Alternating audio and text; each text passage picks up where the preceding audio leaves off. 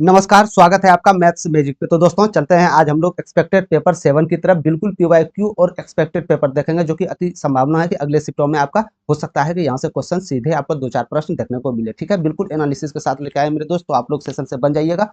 Session से बन गए तो आप लोग लाइक जरूर कर दीजिएगा, जितने भी न्यू फ्रेंड्स हैं उसके पास शेयर भी जरूर कर दीजिएगा। ठीक है, अभी तक आप लोग सेशन से नहीं जुड़े मेरे दोस्त, तो सेशन से जुड़ जाइए पल पल अपडेट के लिए, चाहे वो क्लास रिलेटेड कोई भी नोटिफिकेशन हो या जॉब रिलेटेड नोटिफिकेशन, छोटा से छोटा नोटिफिकेशन हो, आपको यहाँ से मिलते रहेगा। ठीक है, चलते हैं सीधे प्रश्न की ओर बिना कुछ विलंब किए। आगे आने वाले एग्जाम आपको पता होनी चाहिए मेरे दोस्त। ग्रुप डी का आप लोग का एग्जाम चल रहा है, एनटीपीसी यूजी होना बाकी है मेरे दोस्त। इसी के आधार पर एक्सपेक्टेड पेपर आपका तैयार किया गया है, यानी कि एएलपी में भी पूछा जा सकता है, टेक्नीशियन में भी, लेकिन ग्रुप डी के खास करके ग्रुप डी और यूजी मेंस के तौर पे ये विशेष आप लोग का सेट रहने वाला है। ठीक है, तो आप लोग का आगामी जो भी एग्जाम है देख के अवश्य आप लोग जाए। ठीक है, हो सकता है इससे प्रश्न आपको डायरेक्ट मिल जाए, डाटा भी चेंज ना हो। समझ गए। और एक्सपेक्टेड पेपर 7 है मेरे दोस्त, 6 तक हो गया है। अभी तक 6 तक आप क्लास नहीं देखे तो आप मिस कर रहे हैं, वहां जाके क्लास देखिए, बिल्कुल क्विकली सॉल्व के साथ सॉल्व किया जाता है, कोई लेंथी प्रोसेस आप लोग के लिए नहीं होने वाला। ठीक है, तो सीधा चलते हैं हम लोग प्रश्न की तरफ। पहला नंबर प्रश्न को आप लोग कीजिएगा और पहला नंबर का उत्तर भी दे दीजिएगा प्लीज। ठीक है, बोला गया क्या कि 10 भुजाओं वाली एक समबहुभुज के प्रत्येक आंतरिक कोण का माप कितना होगा, आपको ये बताना है। 10 भुजाओं वाली एक समबहुभुज संख्याएं हैं, उसका आंतरिक कोण कितना होगा ये आपको बताना है। ठीक है, तो प्रत्येक 10 भुजाओं की जो आंतरिक कोणों का योग क्या हो जाता है मेरे दोस्त, सबसे पहले आंतरिक कोण का योग क्या हो जाता है आप लोग को पता होना चाहिए। आंतरिक कोणों का योग जो हो जाता है, आंतरिक कोण का योग, आंतरिक कोण आप लोग कैसे निकालते हैं? अरे कैसे निकालते हैं आंतरिक कोण, इसी फॉर्मूला पे तो निकालते हैं मेरे दोस्त, 2n-4 इंटू 90 डिग्री। अरे आंतरिक कोण जो टोटल आंतरिक कोण होगा, इसी तो फॉर्मूला पे आप लोग निकालते होंगे। ठीक है, तो एन जो दिया गया यही तो भुजा की संख्या है, 10, तो 10 दूनी 20 में 4 गया 16, और 16 गुना 90, तो यहाँ से क्या आ जाएगा आपके पास, तो 144, यानी कि 1440 आप लोग का डिग्री टोटल योग हो गया। टोटल किसका योग हो गया? आंतरिक कोणों का योग हो गया, टोटल आंतरिक कोणों का योग है ये मेरे पास। तो प्रत्येक आंतरिक कोण का योग क्या होगा, तो जितनी भुजा है टोटल योग में भाग दे देना। तो टोटल योग कितना है मेरे भाई? 1440 है। टोटल भुजाएं आपके पास क्या दिया गया है? 10 दिया गया है, तो प्रत्येक आंतरिक कोण कितना निकल जाएगा? 144 डिग्री। राइट आंसर हो जाएगा ऑप्शन नंबर 3। समझ गए? ठीक है, तो जब भी इस प्रकार प्रश्न पूछे तो आप लोग के पास एक फॉर्मूला होनी चाहिए मेरे दोस्त। तो कोई भी आंतरिक कोण आप निकालने जा रहे हैं तो ये फॉर्मूला आपको फिट कर दीजिएगा, तो आंतरिक कोणों का योग निकल जाएगा आपके पास। ठीक है, और प्रत्येक पूछा तो जितनी भुजाएं हैं उससे आपको डिवाइड करना, यानी कि भाग देना। समझ गए? चलते हैं दूसरे नंबर प्रश्न की ओर। दूसरे नंबर प्रश्न में बोला जा रहा है कि एक व्यक्ति अपनी मासिक आय का 30% बचाता है। यदि उसकी मासिक आय में 10% की वृद्धि होती है तो वो पूर्व बचत से 20% अधिक बचत करता है, तो उसके व्यय में प्रतिशत कितनी वृद्धि होगा लगभग में आपको बताना है। दशमलव स्थान तक पूर्णांकित किया गया है। ठीक है, समझ गए। तो कोई भी व्यक्ति का मासिक आय होगा तो वो 30% जो बचाता होगा मेरे भाई, तो उसका कुछ तो आय हुआ रहा होगा, कुछ तो आय होगा उसका। तो आय आप 100 तो मान सकते हैं। 100 आप इसलिए मानते हैं, आप 100 इसलिए मानते हैं मेरे दोस्त, 100 के रिस्पेक्ट में कंपेयर करना बहुत ही आसान होता है। ठीक है, तो यदि आय आपके पास 100 था तो आप बचत कितना कर पा रहे थे? तो बचत तो आप यहाँ साफ साफ देख सकते हैं कि बचत आप 30 कर रहे थे। अरे 100 में 30% बचत कीजिएगा तो 30 ही तो बचत कीजिएगा। तो खर्च आपने कितना किया, यानी कि आपने व्यय कितना किया? तो 100 में 30 बचत किए, तो यानी 70 रुपया हम खर्च किए होंगे। ठीक है, यहाँ तक समझ गए बिल्कुल। अब क्या बोला जा रहा है कि इसकी मासिक आय में 10% की वृद्धि होती है। तो मासिक आय क्या माने थे आप? 100 रुपया माने थे ना मासिक आय, महीना 100 रुपया मिलता था। तो 10% वृद्धि हो गया, तो क्या मैं बोल सकता हूँ कि 110 रुपया आय मेरे पास नया आया हो गया, ये न्यू आय है आपके पास। ठीक है, तो 110 रुपया न्यू आय हो गया। यहाँ तक समझ गए बिल्कुल। ठीक है, वो पूर्व बचत से 20% अधिक बचत करता है, यानी पहले बचत कितना कर रहा था? 30%, अब बोल रहा है 20% एक्स्ट्रा बचत करता है। तो 30 का 20% क्या आप बता सकते हैं कितना होगा? जी हाँ, 6 होगा। तो यानी 6% एक्स्ट्रा अधिक बचत कर रहा है, यानी जो पहले 30 रुपया बचत करता होगा तो अब 36 रुपया बचत करेगा। यानी कि आय आपके पास 110 रुपया था, आप 36 रुपया बचत कर रहे हैं, तो क्या पूछना चाह रहे हैं आप कितना रुपया खर्च किए होंगे? अरे कितना रुपया आप खर्च किए होंगे? तो क्या 74 रुपया मैं बता सकता हूँ कि न्यू वाले जो आय है, न्यू आय में आप 74 रुपया खर्च किए।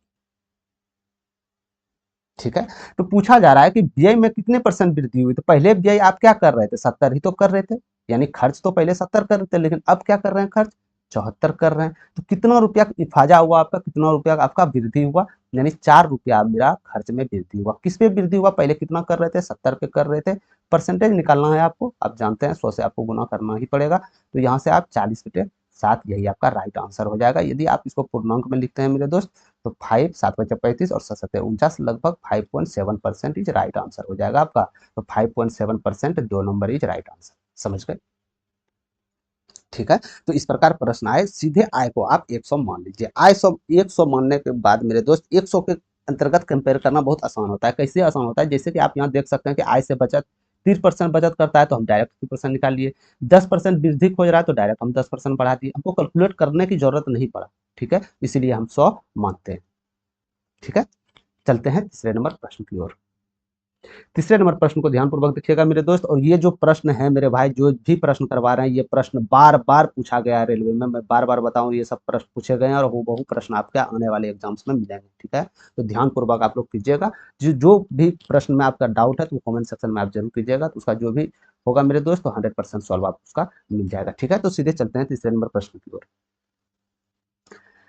यदि रूट अंडर ब्रैकेट है 1 माइनस 99/2500 बराबर 49/√x है, तो x का मान क्या होगा आपको बताना है। ठीक है, ये रूट अंडर है तो क्या मैं दोनों के पावर स्क्वायर कर देता हूँ?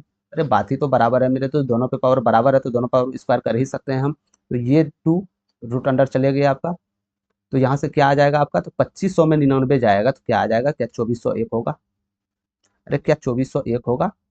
मान लेते हैं हम यहाँ 100 रुपया था तो 2500 में 100 जाएगा 2400, लेकिन 1 रुपया कम है तो यहाँ 1 रुपया बढ़ाना पड़ेगा, यानी 2401/2500 बराबर ये क्या हो जाएगा? 49 का जब स्क्वायर करने जाइएगा मेरे दोस्त तो आपका 2401 ही आएगा। और बेटे रूट अंडर एक्स का स्क्वायर कीजिएगा तो एक्स के बराबर हो जाएगा। तो यहाँ से इजी वे दे सकते हैं आप, 2401 चले जा रहा है तो एक्स का वैल्यू क्या निकल गया आपके पास? तो एक्स का वैल्यू 2500 निकल गया। यही तो आपसे एक्स का वैल्यू पूछा गया था। तो कहाँ है option? D number is right answer.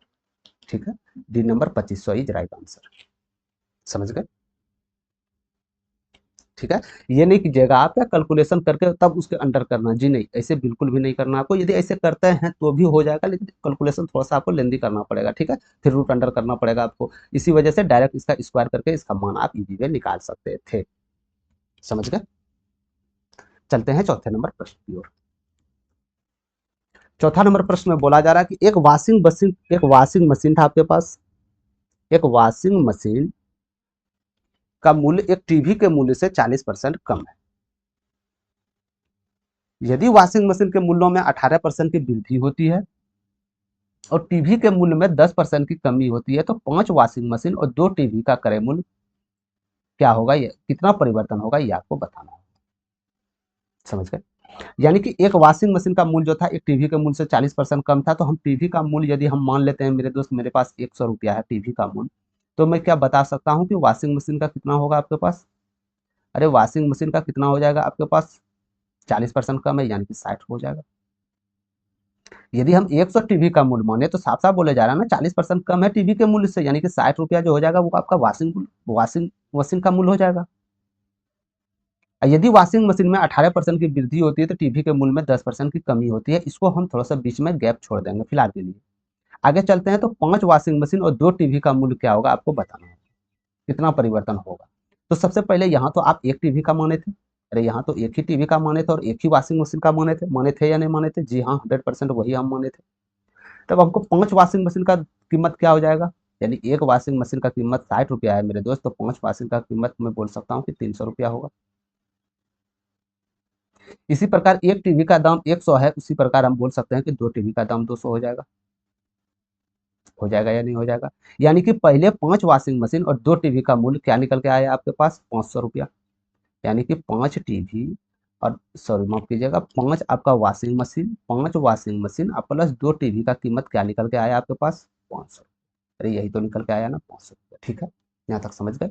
अब ये क्या बोलने जा रहा था? अब ये बीच में कुछ हरकत कर रहा था। हरकत क्या कर रहा था मेरे दोस्त? ये कर रहा था कि वॉशिंग मशीन में 18% की वृद्धि हो जाती है। यानी कि वॉशिंग मशीन का कीमत क्या था आपके पास? 300 रुपया। इसमें यदि 18% वृद्धि कीजिएगा क्या बता सकता हूँ मैं कि 54 रुपया वृद्धि हो जाएगा। यानी कि 300 रुपया को 354 रुपया में आपको बेचना पड़ेगा, तभी तो 18 रुपया प्रॉफिट कमाइएगा आप। ठीक है, और टीवी के मूल्य में 10% कमी कर रहा है। तो 2 टीवी का मूल्य क्या था? 20%, इसमें 10% कमी करने का मतलब है कि 20 रुपया कमी कर रहा होगा तो कितना ले रहा होगा 2 टीवी का? तो 180 रुपया ले रहा होगा। यहाँ तक समझ गए आप? ठीक है, यानी पहले 5 वॉशिंग मशीन 2 टीवी का कीमत कितना था? 500 रुपया। अब यही 5 वॉशिंग मशीन 2 टीवी का कीमत क्या हो गया? यानी 354 और 180 क्या हो जाएगा आपका? यहाँ पे ऐड कर दीजिएगा, 4 हो जाएगा, 8 5 13 हो जाएगा, यानी 534 रुपया हो जाएगा। तो कितना परिवर्तन हुआ, यही तो बोला जा रहा है, कितना परिवर्तन हुआ, तो परिवर्तन ही तो 34 हुआ। किस पे हुआ, 500 रुपया पे हुआ। 100 पे कितना हुआ ये आपको बताना होगा। तो यहाँ से इजी वे 5 छके 30 और 5 अठे 40, 6.8% क्या होगा, अरे भाई प्रॉफिट होगा। क्यों प्रॉफिट होगा, क्योंकि पहले 500 रुपया मूल था, यदि घट बढ़ के बाद 534 रुपया होगा, यानी 34 रुपया हमको फायदा हुआ। तो प्रॉफिट 6.8% हो जाएगा। Option number 4 is right answer. ठीक है, तो आपको करना था एक मूल पे वृद्धि कम नहीं करना था, आपको जितने पूछे गया था, यानी कि 5 वॉशिंग मशीन और 2 टीवी का मूल, तो 5 वॉशिंग मशीन 2 टीवी का मूल हम ऑलरेडी निकाल लिया। अब इसके प्रेजेंट में हमको वृद्धि और कम करना है, तभी तो 5 वॉशिंग मशीन और 2 टीवी में वृद्धि होगा, अन्यथा तो एक पे होगा, फिर आपको 2 पे करना होगा। कैलकुलेशन कहीं ना कहीं करना होगा आपको। ठीक है, समझ गए। तो इजी वे यहाँ से आप इस प्रकार से बना सकते हैं। चलते हैं 55 नंबर प्रश्न पर। 55 नंबर प्रश्न में बोला जा रहा है सरल कीजिएगा आप 4x माइनस 5x स्क्वायर, ये समीकरण दिया गया है आपके पास। ठीक है, तो क्या मैं इसको यहाँ लिख सकता हूँ कि ए माइनस बी का ये होल स्क्वायर हो जाएगा। ठीक है, क्या मैं इसको लिख सकता हूँ ए प्लस बी का होल स्क्वायर हो जाएगा। और ये देख सकते हैं आप ए प्लस बी इंटू ए माइनस बी है, तो ये आप भली भांति यहाँ से ज्ञात हो गया होगा आपको, ए स्क्वायर माइनस बी स्क्वायर है। ए स्क्वायर माइनस बी स्क्वायर का मतलब है कि ए स्क्वायर कितना हो जाएगा, 4 चौके 16 एक्स स्क्वायर और माइनस 25 वाई स्क्वायर। ठीक है, इसका वैल्यू तो आप निकाल चुके हैं मेरे दोस्त, यहाँ तक कहीं कोई दिक्कत नहीं है किसी को भी। अब आपसे पूछना चाह रहे हैं कि ए माइनस बी का होल स्क्वायर और ए प्लस बी का होल स्क्वायर जो फॉर्मूला होगा मेरे दोस्त, तो ये तो यही होगा ना कि ए स्क्वायर प्लस बी स्क्वायर और माइनस 2ab। यहाँ तो ये हो जाएगा ए स्क्वायर प्लस बी स्क्वायर और प्लस 2ab, यानी कि ये 2ab ये 2ab कट जाएगा, यानी कि ए स्क्वायर प्लस बी स्क्वायर, ए स्क्वायर प्लस बी स्क्वायर का इसका वैल्यू यहाँ रह जाएगा। अरे रह जाएगा ना, यानी कि ए स्क्वायर प्लस बी स्क्वायर और इसका भी ए स्क्वायर प्लस बी स्क्वायर का वैल्यू यहाँ रह जाएगा। ए स्क्वायर बी स्क्वायर क्या है, तो ए स्क्वायर क्या है, 4 चौके 16 एक्स स्क्वायर, बी स्क्वायर क्या है, तो 25 वाई स्क्वायर। इसी प्रकार जब इसको कीजिएगा तो ये क्या हो जाएगा आपके पास, 25 एक्स स्क्वायर और बी का वैल्यू 4 वाई था, 4 चौके 16 वाई स्क्वायर। समझ गए। ठीक है, यहाँ तक कोई दिक्कत नहीं है। अब यहाँ से आप कर सकते हैं मेरे दोस्त कि एक्स का एक्स तो आपको जोड़ना है, यानी कि 16 25 और 16, यानी 16 दूनी 32 और 32 और 25 कितना हो जाता है, 57 एक्स स्क्वायर। यानी जो भी उत्तर आपका स्टार्टिंग से होगा 57 एक्स स्क्वायर से शुरू होगा, माइनस में नहीं होगा, प्लस में होगा, क्योंकि माइनस का यहाँ कोई जिक्र भी नहीं है।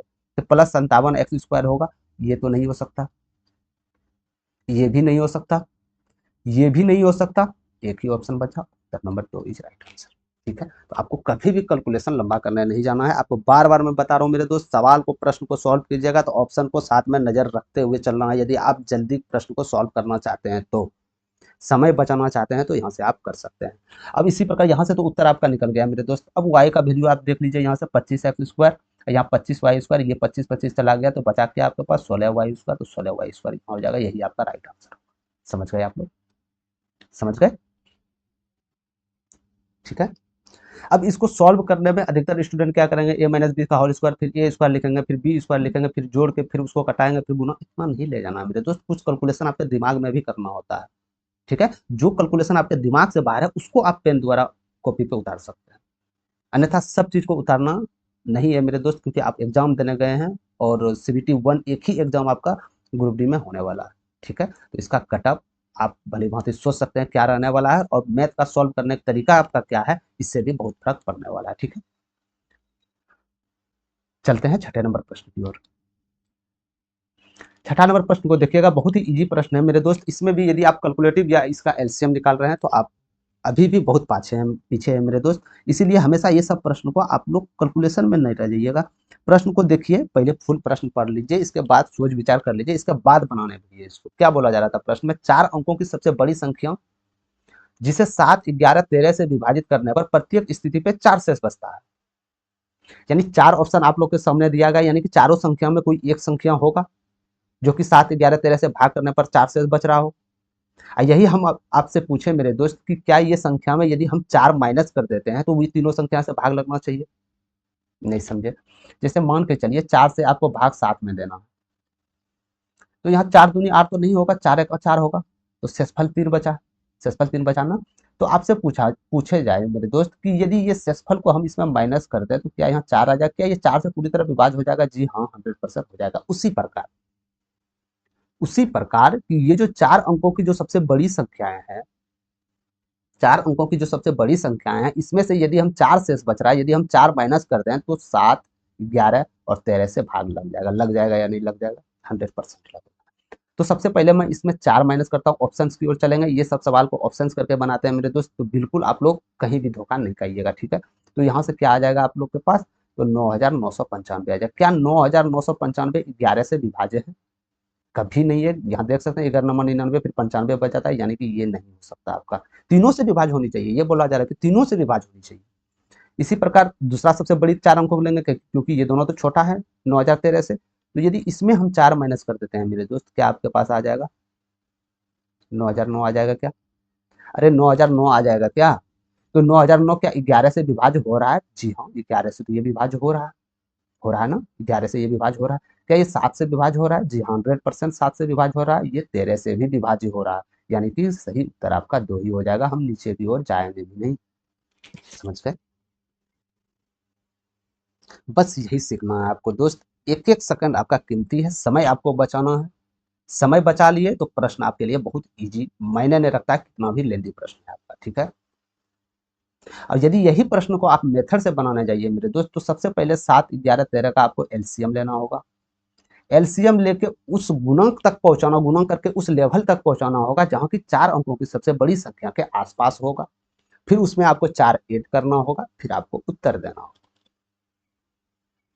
यानी खाए पिए कुछ नहीं, गिलास तोड़े बारह, वही वाला बात है, ठीक है? तो प्रश्न में नहीं है। इस तरह प्रश्न में आप यदि ऑप्शन का सहारा लेते हैं मेरे दोस्त, तो बिल्कुल इजी वे आप लोग कर सकते हैं, टाइम नहीं लगेगा आपका, भी प्रॉमिस करता हूँ, ठीक है? चलते हैं 7वां नंबर प्रश्न की ओर।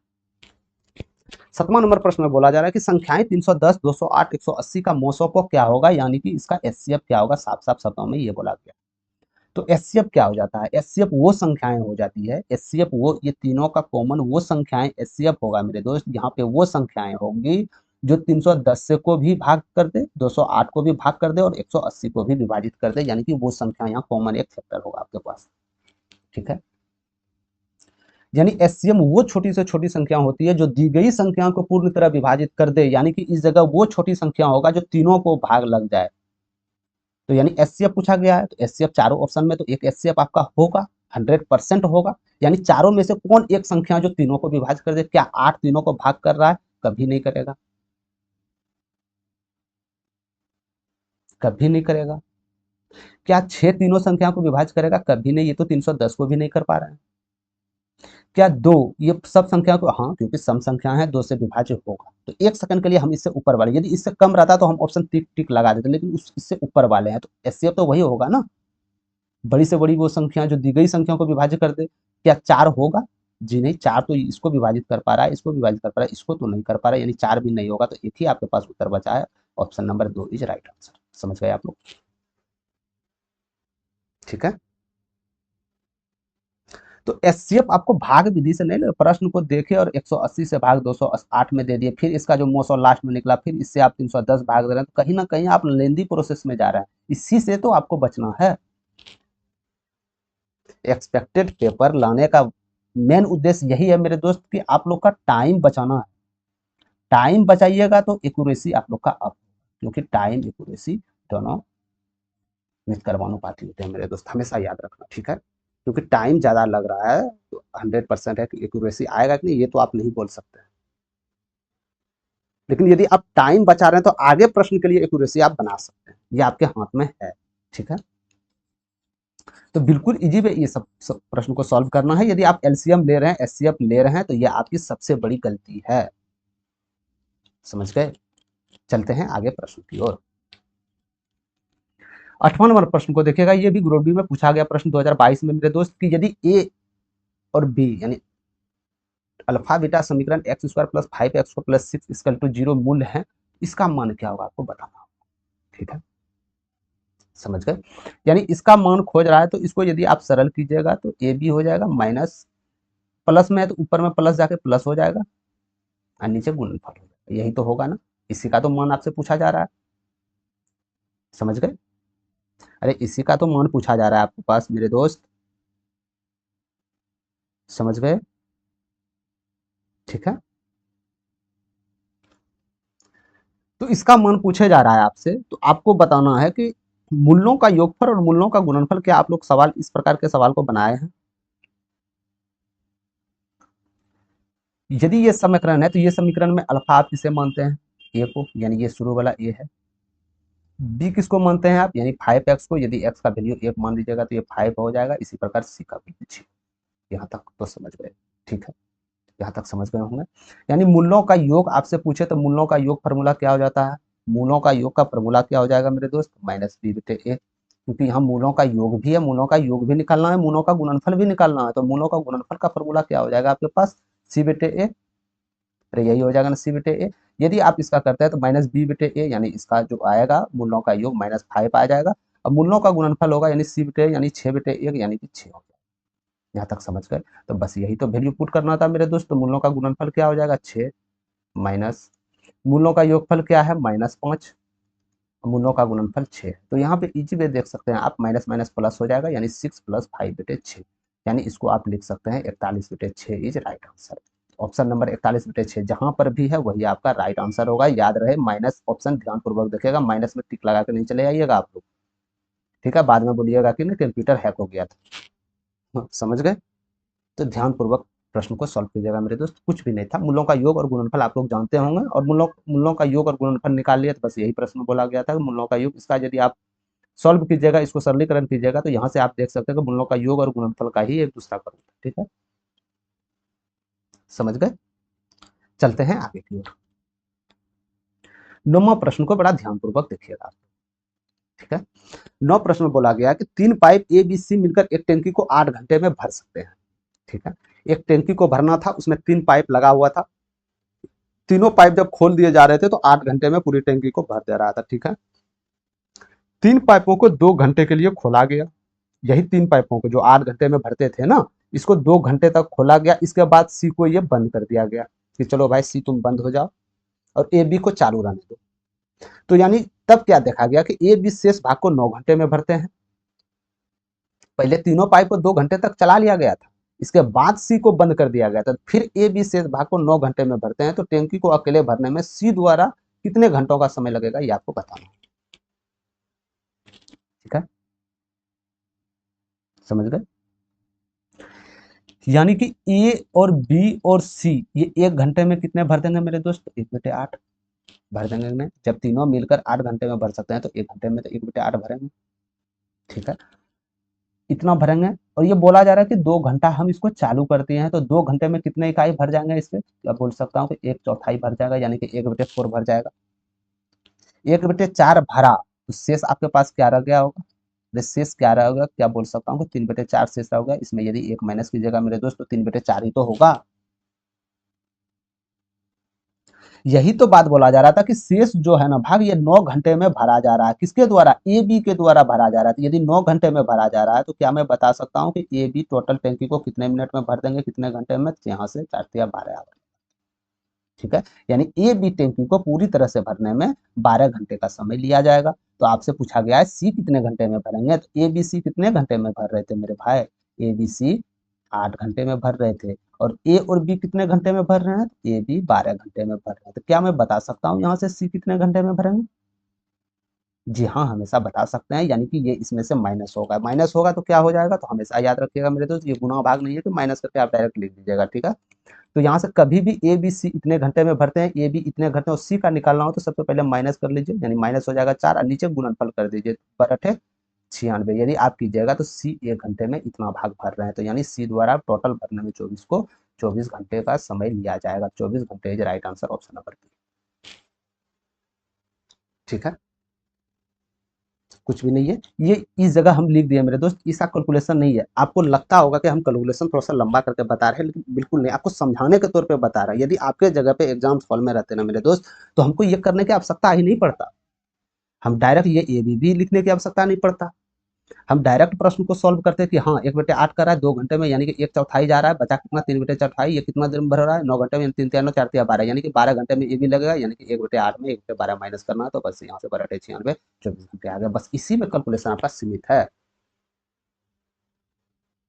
ठीक है, तो ये समझाने के लिए दिया गया है मेरे दोस्त। अब समझिए और प्रैक्टिस कीजिए। जितने आप मैथ्स में जितना प्रैक्टिस कीजिएगा मेरे भाई, उतना आप लोग के लिए बेनिफिट साबित होगा आगे आने वाले एग्जाम्स के लिए। ठीक है, डेली प्रैक्टिस आप लोग का करवाया जाता है पीवाईक्यू प्लस एक्सपेक्टेड पेपर, तो डेली आप लोग यहाँ से सेशन अटेंड कर सकते हैं। ठीक है, चलते हैं 10वां नंबर प्रश्न की ओर। 10वां नंबर प्रश्न में बोला जा रहा है कि निम्नलिखित आंकड़े का बहुलक ज्ञात कीजिए। बहुलक क्या होता है? तो बहुलक वो संख्याएं होता है कि जो दी गई संख्या में जो मैक्सिमम बार रिपीट करे, जो बार बार आए, सबसे ज्यादा बार आए, वही उसी को आप बहुलक कहते हैं ना, उसी को आप बहुलक कहते हैं। तो इसमें कौन सी संख्या सबसे ज्यादा बार आ रहा है? तो इस प्रकार प्रश्न मिले ना, तो डायरेक्ट ये नहीं कि पहले 2 को देखेंगे क्या बार आ रहा है, 1 2 3 4, फिर 6 को देखेंगे, तो नहीं, बिल्कुल नहीं करना मेरे, क्योंकि इसमें संख्याएं बहुत है, आप कितना बार चेक कीजिएगा संख्याएं। तो इस प्रकार प्रश्न बनाने के लिए तो आपको ऑप्शन का सहारा लेना ही पड़ेगा यदि आप जल्दी उत्तर करना चाहते हैं। तो सबसे पहले हम 4 को देखते हैं, 4 कितना बार रिपीट कर रहा है, यानी कि 1 2, सर 4 तो 2 ही बार रिपीट कर रहा है, अच्छी बात है।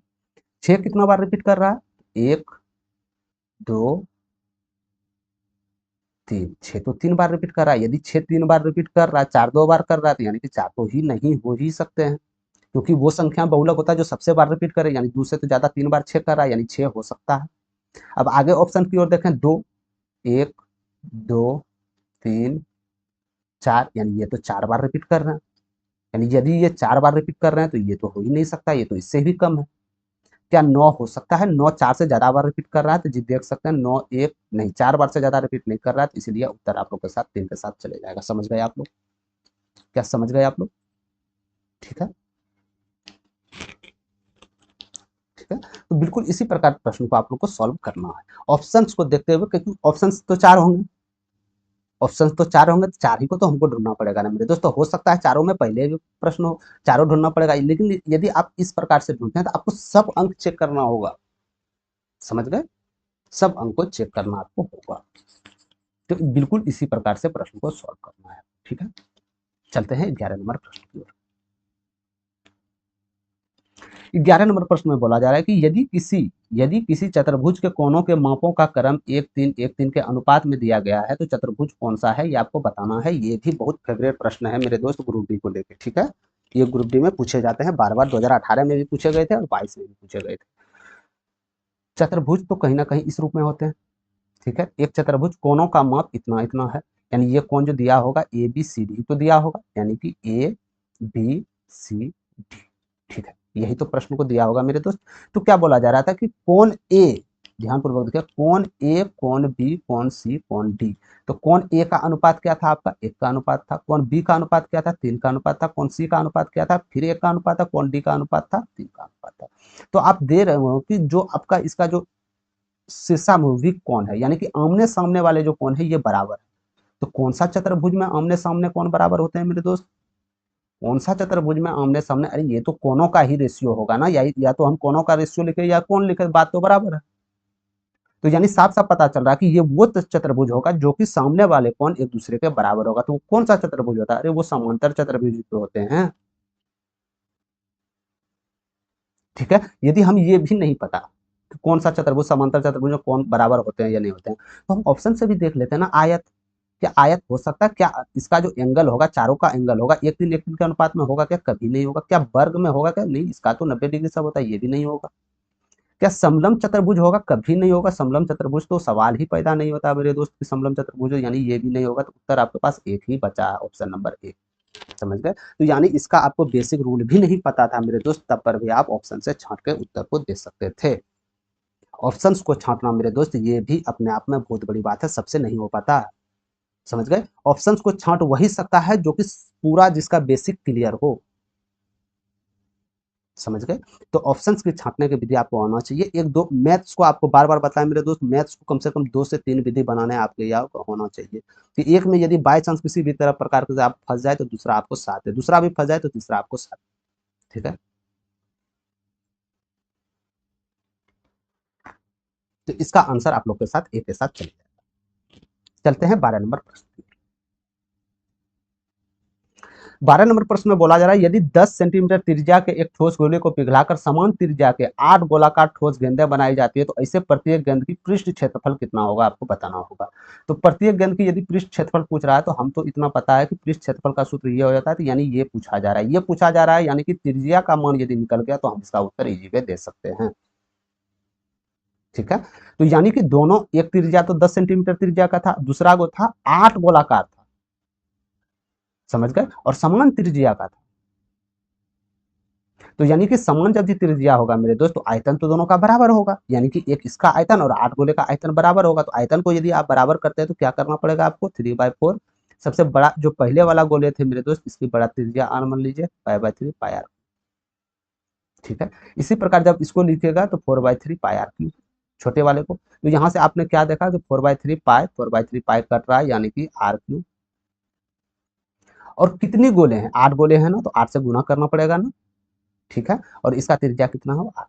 8 से क्यों गुना किया मेरे दोस्त, क्योंकि आपको पता हो रहा है कि यानी कि एक गोला, यहाँ पे एक गोला और यहाँ पे 8 गोले, यानी 4 4 8, ये 8 गोले के आयतन के ये दोनों बराबर है। इसीलिए तो जब एक का हम यहाँ पे आयतन निकाल लिए, तो इसको से 8 से यदि गुना करेंगे तो 8 का तो आयतन बराबर हो जाएगा, इसी का तो आयतन इसके बराबर होगा, यही तो बोला जा रहा है।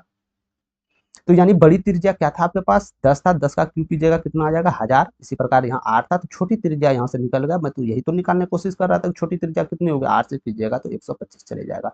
यानी त्रिज्या जो निकलेगा कितना निकलेगा, 5 निकलेगा। निकल जाएगा ना मेरे दोस्त, निकल जाएगा ना। यानी कि एक का त्रिज्या यहाँ 8 लिए था ना, यानी एक का त्रिज्या यहाँ पे निकल रहा है कितना, 5 सेंटीमीटर। तो प्रत्येक गेंद का पृष्ठ क्षेत्रफल पूछ रहा है, सभी का पृष्ठ क्षेत्रफल पूछता है मेरे दोस्त, तो इसको निकाल के 8 से गुना करना पड़ता है। लेकिन पूछा क्या है, प्रत्येक गेंद का पृष्ठ क्षेत्रफल, यानी एक का पृष्ठ क्षेत्रफल ये पूछा जा रहा है। तो एक का पृष्ठ क्षेत्रफल क्या हो जाएगा आपके पास, अरे एक का पृष्ठ क्षेत्रफल क्या हो जाएगा, तो यहाँ से 4 लिखिए, 22/7। त्रिज्या क्या निकाले थे, 5, तो 5 × 5 = 25। यहाँ से देख सकते हैं आप 2200/7 आ जाएगा। 2260 आने का मतलब है कि 7×21, 7×7, 7×4 = 28, यानी 314 पूर्णांक है क्या, एक ही में है, 314 पूर्णांक सही 2/7 सेंटीमीटर स्क्वायर, ठीक है। क्योंकि एरिया को आप सेंटीमीटर स्क्वायर में मापते हैं, क्यों मापते हैं, क्योंकि सेंटीमीटर यहाँ पे त्रिज्या भी दिया गया है, सब सेंटीमीटर में दिया गया, ठीक है। इसीलिए इसका क्षेत्रफल भी जो आएगा वो भी सेंटीमीटर में आएगा, मीटर में नहीं आएगा, ठीक है। तो प्रश्न के उत्तर में मेरे दोस्त एग्जाम हॉल में आपको ये भी देखना बहुत जरूरी होता है कि आप वहां पे सेंटीमीटर दिए गए हैं कि या मीटर दिए गए हैं, ठीक है। अन्यथा ये आपका ऑप्शन जो 314 पूर्णांक 2/7 निकलता है, ये आपको दो ऑप्शन दिए जाएंगे, एक में मीटर रहेगा, एक में सेंटीमीटर रहेगा, तो आप कंफ्यूज नहीं, इसलिए बार बार बोलते हैं ना, आपको ऑप्शन भी देखते चलिए मैथ्स में आप, नहीं तो आप फंस सकते हैं, ठीक है। चलते हैं आगे प्रश्न की ओर। 13 नंबर प्रश्न को देखिएगा मेरे दोस्त।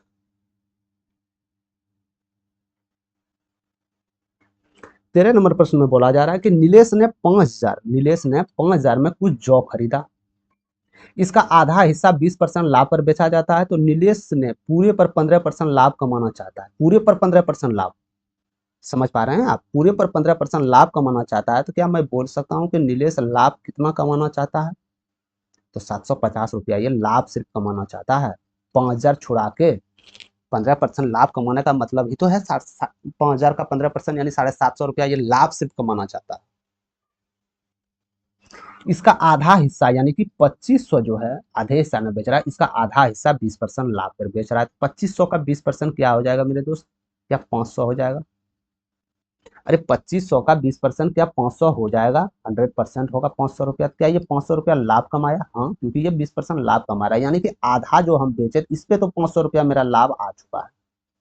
तो कितना आपके पास और बच गया धन, 2500 बच गया है। और लाभ आपके पास और कितना का, टोटल तो लाभ कमाते हैं 750 रुपया, लेकिन ऑलरेडी आप 500 रुपया कमा चुके हैं, तो कितना रुपया और कमाना है, तो 250 रुपया लाभ और कमाना है। तो शेष जो जो होगा उसका विक्रय मूल्य कितना होगा, तो विक्रय मूल्य मेरे दोस्त यही तो होगा, 2500 रुपया जो मेरा मूलधन आधा बचा था, 250 रुपया हमको लाभ चाहिए, यानी कि टोटल 2750 रुपया में यदि हम बेचेंगे तो मेरा टोटल 750 रुपये का दोनों का योग लाभ हो जाएगा, यानी कि कैरेक्ट जो आपका राइट आंसर होगा वो ऑप्शन नंबर 4, ठीक है, समझ गए। बहुत ही इजी थे मेरे दोस्त, इसमें कोई भी आपको कोई ऐसा नहीं था कि आप इसमें फंसे, ठीक है। तो आप इजी पे इस तरह निकाल सकते थे। अब ये नहीं कि 750 निकाले फिर 5,750 कर दिए, फिर इसमें क्यों करना, क्योंकि जब ये बोला जा रहा है कि लाभ मूल्य क्या होगा, विक्रय मूल्य क्या होगा, तो विक्रय मूल्य निकाल लिए ना, क्या टेंशन है इसमें, इसमें लाभ भी कोई परसेंटेज में भी पूछा रहता तो उससे भी निकाल लेते, समझ गए। चलते हैं 14 नंबर। 14 नंबर प्रश्न को बड़ा ध्यानपूर्वक देखिएगा मेरे दोस्त, ये प्रश्न पूछा जा सकता है और ये प्रश्न आने की अति संभावना है। आपका एनटीपीसी जो यूजी एग्जाम होने वाले हैं ना मेंस का, अरे मेंस का एग्जाम होने वाले हैं ना मेरे दोस्त 2025 में, उसमें आने की अति संभावना है। ये प्रश्न आप लोग देख लीजिएगा, ठीक है। प्रश्न में कुछ नहीं है, थोड़ा सा लैंग्वेज थोड़ा लंबा दे दिया गया है। इसमें एक ऐसा आपको नियम बताएंगे मेरे दोस्त, बिल्कुल समय नहीं लगेगा इसमें आपको, ठीक है।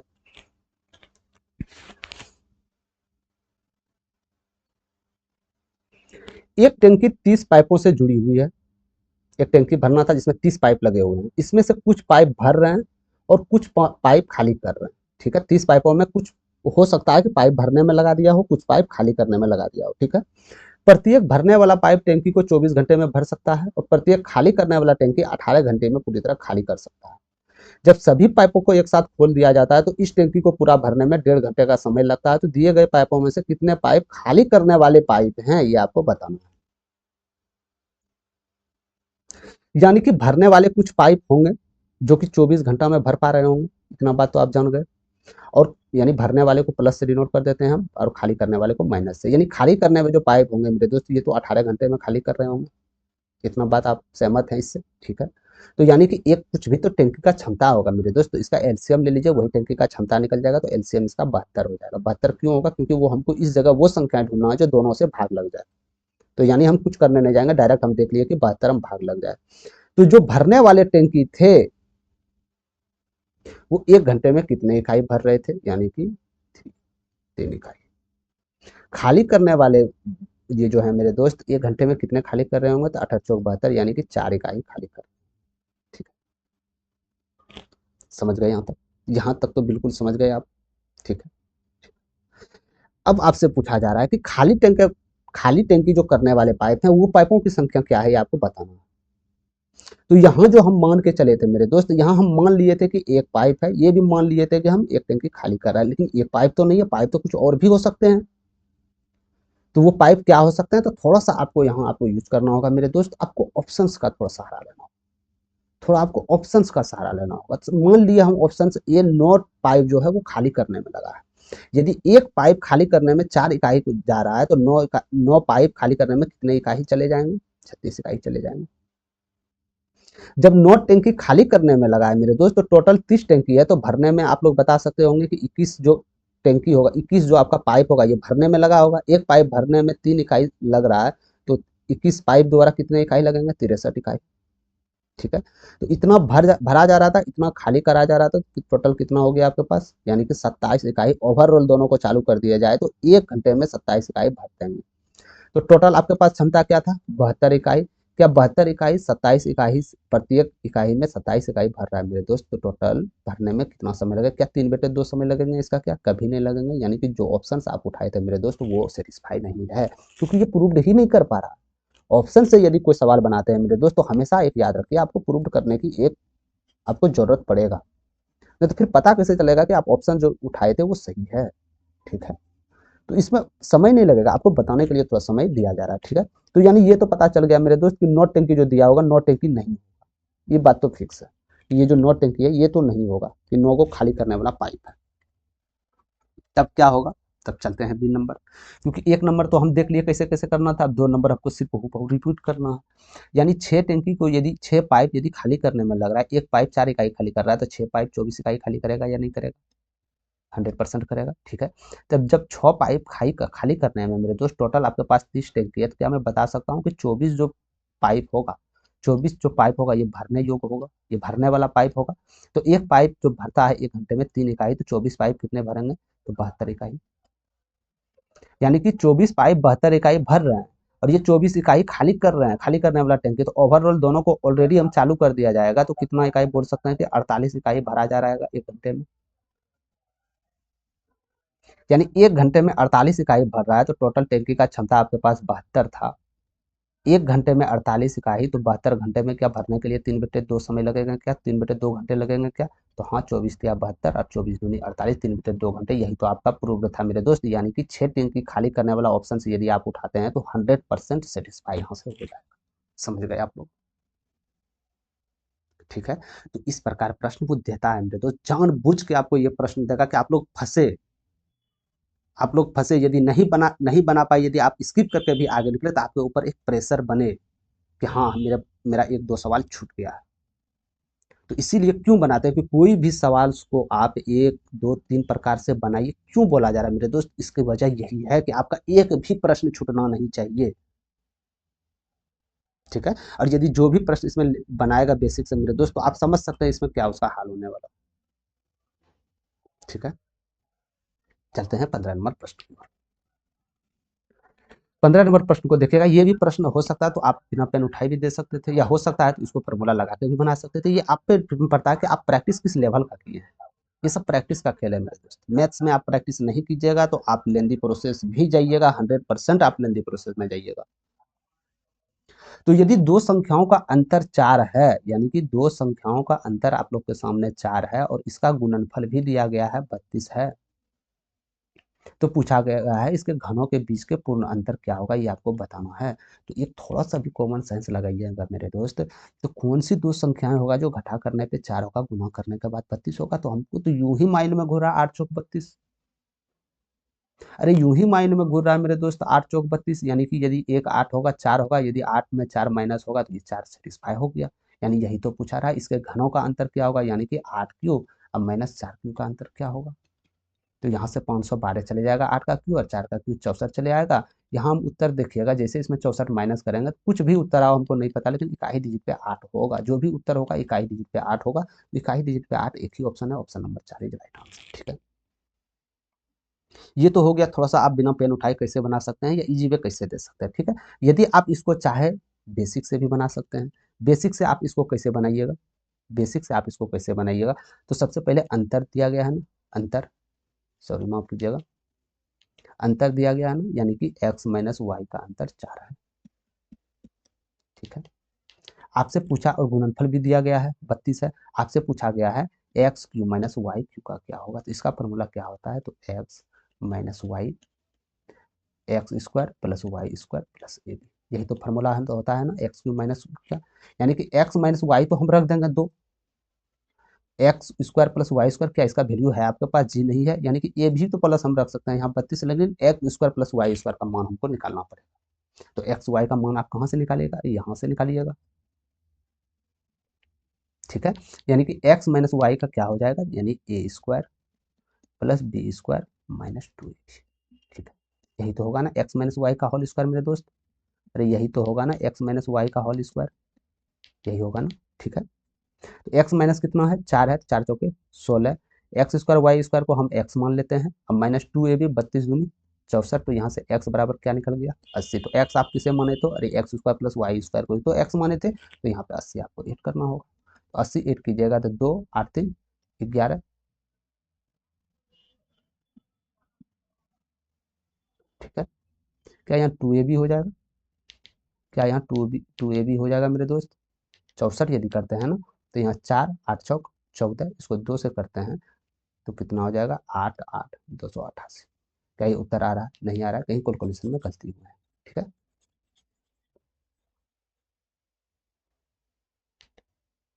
कहीं तो हुए हैं, गलती कहाँ हुए हैं आप लोग बता सकते हैं, कमेंट कर सकते हैं आप लोग, कमेंट कर सकते हैं आप लोग। A cube minus b cube का फॉर्मूला यही होगा ना, a minus b, a square plus B square plus a. ठीक है, समझ गए, यानी एक्स माइनस बी मेरे दोस्त 4 है, यहाँ पे 2 रख रहे थे आप मान। X square plus B square क्या दिया गया था, 80 था। ए बी क्या था आपका, 32 था ना, 32 था।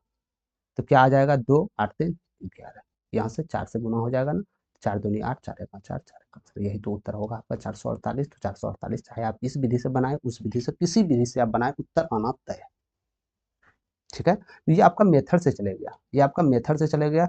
या आप किसी भी हो तो आप इसको फार्मूला से बना सकते हैं, ये आपका हिडन मेथड है। ये आप थोड़ा सा भी कॉमन सेंस यूज करके यहाँ से आप इजी वे वैल्यू पुट करके बना सकते थे।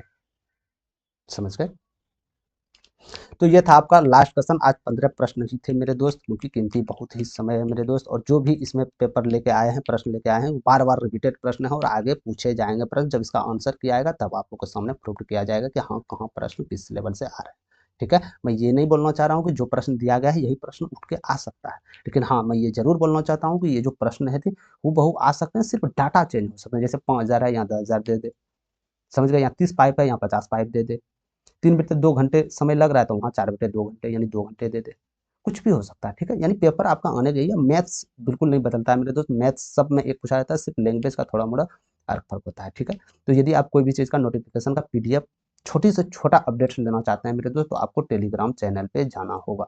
टेलीग्राम चैनल पे जो ही जाइएगा मेरे दोस्त, यदि टेलीग्राम चैनल पे नहीं जा सकते हैं तो ठीक वीडियो के नीचे डिस्क्रिप्शन में हम टेलीग्राम चैनल का लिंक देंगे, वहाँ क्लिक करके टेलीग्राम चैनल से ज्वाइन हो जाइएगा। और पल पल अपडेट, छोटा से छोटा अपडेट जो चैनल के माध्यम से नहीं ला पाता हूँ, तो टेलीग्राम चैनल पे सबसे पहले आपको अपडेट्स मिल जाएगा। ठीक है, इसके बाद ही यहाँ पे चैनल पे आपको अपडेट्स मिल जाएगा। समझ गए? तो सेशन पसंद आ गया मेरे दोस्त तो आप लोग लाइक जरूर कर दीजिएगा, जिससे पता चले हाँ सेशन पसंद आ गया है।